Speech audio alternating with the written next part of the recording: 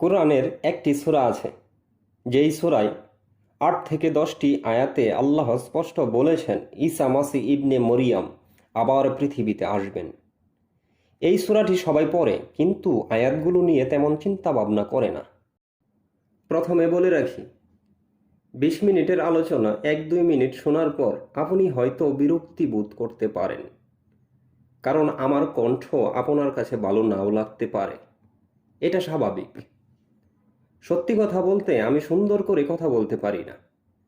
আমি শুদ্ধ ভাষায় শব্দগুলো উচ্চারণ করতে পারি না। আমার কণ্ঠ আপনার কাছে ভালো লাগার কোনো কারণ আমি দেখি না। আমার কথা শুনে আপনি হয়তো এতক্ষণে বুঝে গেছেন আমি কোন ধরনের লোক, আমার শিক্ষাগত যোগ্যতা কতটুকু। আপনার মূল্যবান সময় নষ্ট করার জন্য আমি আন্তরিকভাবে দুঃখিত।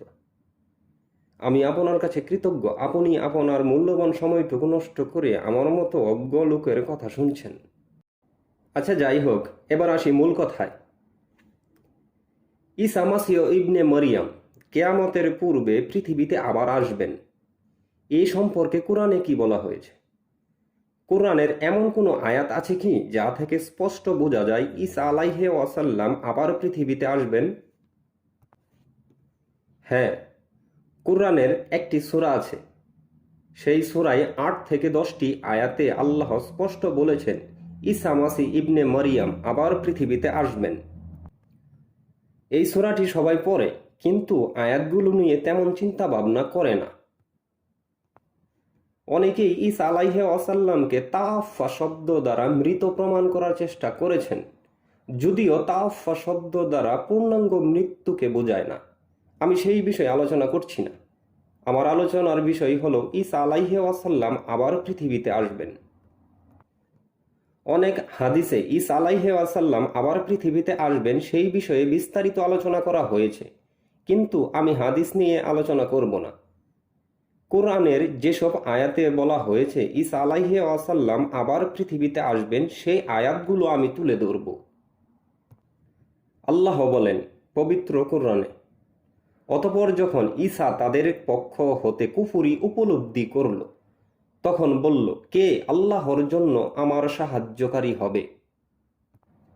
হাওয়ারীগণ বলল, আমরা আল্লাহর সাহায্যকারী। আমরা আল্লাহর প্রতি ঈমান এনেছি, আর তুমি সাক্ষী থাকো যে নিশ্চয়ই আমরা মুসলিম। ৩ নং সূরা আল ইমরান, আয়াত ৫২, অনুবাদ বায়ান।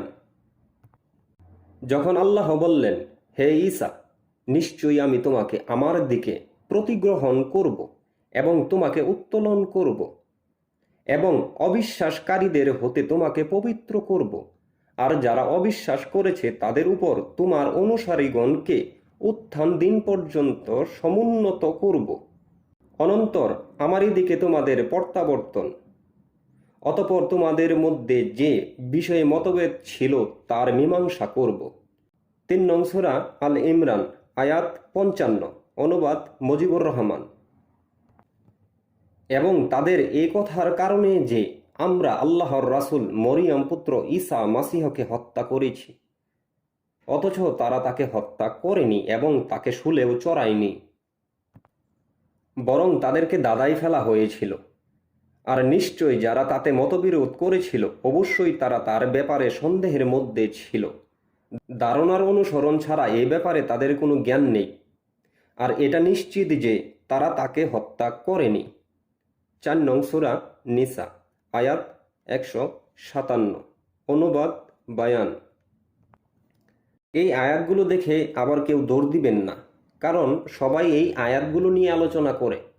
এই আয়াতগুলো কিন্তু আমার মূল আলোচনার বিষয় নয়। এই আয়াতগুলো দিয়ে আমি আলোচনা শুরু করেছি।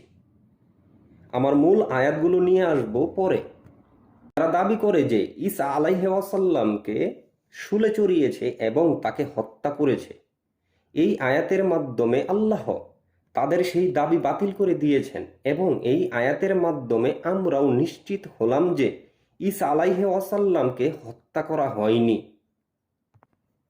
এখন প্রশ্ন, যদি ঈসা আলাইহি ওয়াসাল্লামকে হত্যা করা না হয়ে থাকে, তাহলে উনার সাথে কি এমন হয়েছিল যার কারণে ইহুদিরা বলছে আমরা তাকে হত্যা করেছি? কিন্তু আল্লাহ বলছেন তারা তাকে হত্যা করেনি, শুলেও চড়ায়নি।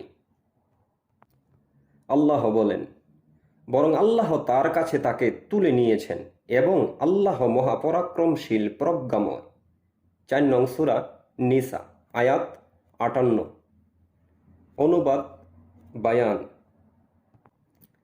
এই আয়াতে আল্লাহ বলেছেন, বরং আমি তাকে উপরে আমার দিকে উঠিয়ে নিয়েছি। এখন কথা হলো, কিভাবে উঠিয়ে নিয়েছেন? সহশরীরে নাকি সাধারণ মানুষের মতো মৃত্যুর পর রূহ যেভাবে নিয়ে যাওয়া হয়? এই বিষয়টি জানতে হলে দেখতে হবে ঈসা আলাইহি ওয়াসাল্লাম পৃথিবীতে এসেছিল কিভাবে। সাধারণ মানুষ যেভাবে সৃষ্টি হয়েছে, ঈসা আলাইহি ওয়াসাল্লাম কি একইভাবে সৃষ্টি হয়েছে নাকি উনার সৃষ্টি ভিন্ন? যখন আপনি জানতে পারবেন ঈসা আলাইহি ওয়াসাল্লামের সৃষ্টি কিভাবে হয়েছে, তখন আপনি জানতে পারবেন ঈসা আলাইহি ওয়াসাল্লামকে আল্লাহ কিভাবে উপরে উঠিয়ে নিয়েছেন। ঈসা আলাইহি ওয়াসাল্লাম এবং আদম আলাইহি ওয়াসাল্লাম এবং অন্য সব মানুষের সৃষ্টির প্রক্রিয়া কিন্তু এক নয়।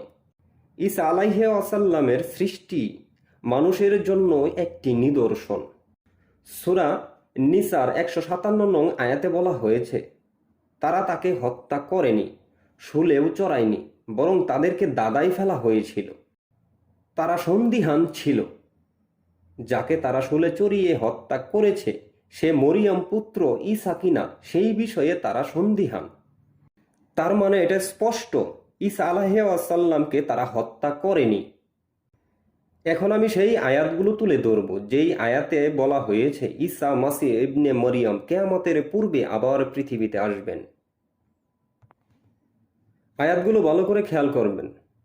আয়াতগুলোতে কোন বিষয়ে আলোচনা করা হচ্ছে, কি বোঝানো হচ্ছে, যেই বিষয়ে আলোচনা করা হচ্ছে সেই বিষয়টি কোথা থেকে শুরু হয়েছে এবং কোথায় গিয়ে শেষ হয়েছে। আবার নতুন করে আর একটি বিষয়ে আলোচনা কোথা থেকে শুরু হয়েছে। যদি আপনি এই বিষয়টি বুঝতে পারেন তাহলে কুরআন হবে আপনার কাছে সূর্যের আলোর মতো স্পষ্ট এবং অতি সহজ একটি বই। আল্লাহ বলেন, যখন মরিয়ম তনয়ের দৃষ্টান্ত উপস্থিত করা হয় তখন তোমার সম্প্রদায় শোরগোল শুরু করে দেয়। আর তারা বলে, আমাদের উপাস্যরা শ্রেষ্ঠ নাকি ঈসা?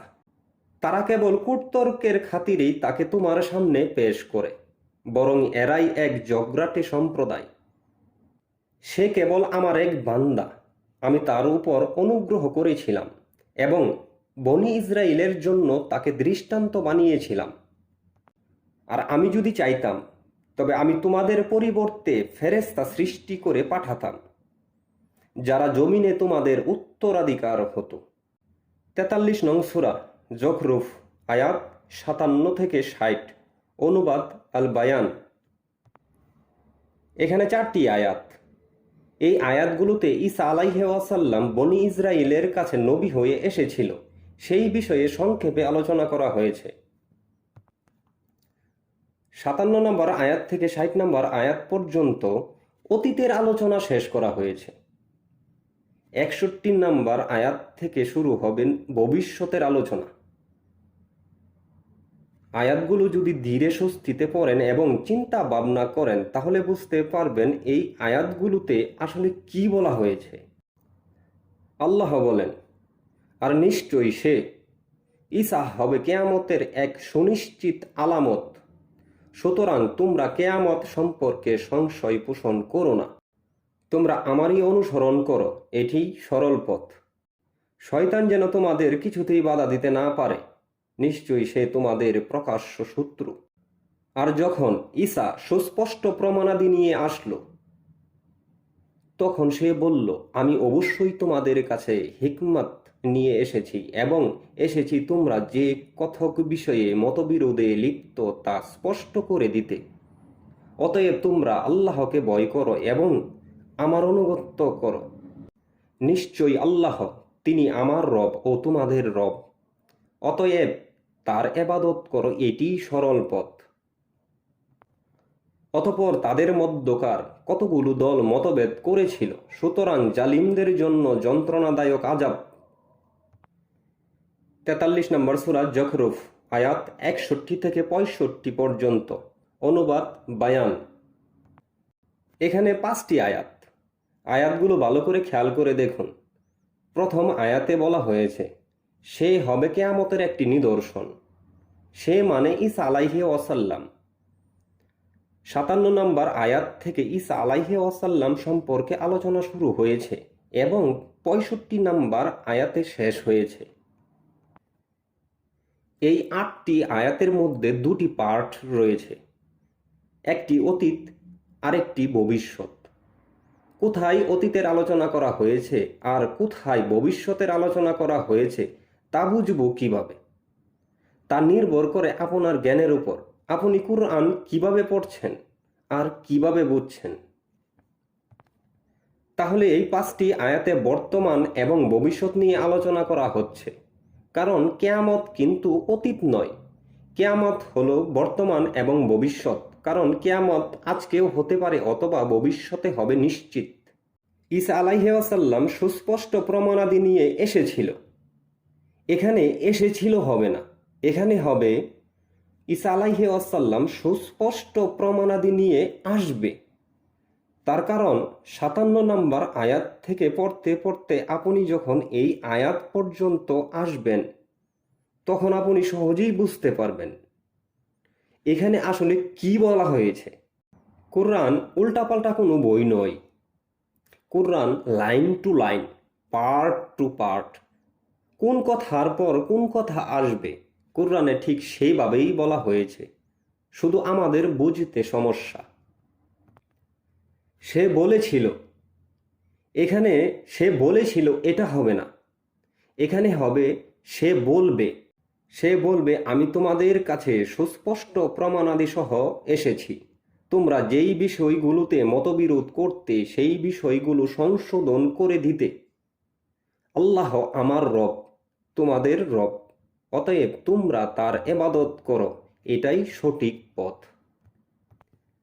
আমার কথা কেউ বিশ্বাস করবেন না। আমার জ্ঞান অনুযায়ী কুরআন পড়ে যতটুকু বুঝতে পেরেছি ততটুকুই আমি বলেছি। আপনি আপনার মতো করে পড়ুন, বুঝুন এবং মানুন। আমি বলছি না যে আমার কথাগুলো সঠিক। তাহলে আমি এই কথাগুলো বললাম কেন? আমি এই কথাগুলো বললাম এই জন্যই যে আমার কথাগুলো শোনার পর হয়তো এই আয়াতগুলোর প্রতি আপনার মনোযোগ আরও বাড়বে। হয়তো এই আয়াতগুলো নিয়ে আপনি গভীর চিন্তা ভাবনা করবেন। আমার কথায় ভুল থাকতে পারে, তার জন্য আমি পরম করুণাময়ের কাছে ক্ষমা প্রার্থনা করছি। এই পর্যন্তই। সকলের প্রতি আল্লাহর শান্তি ও রহমত বর্ষিত হোক।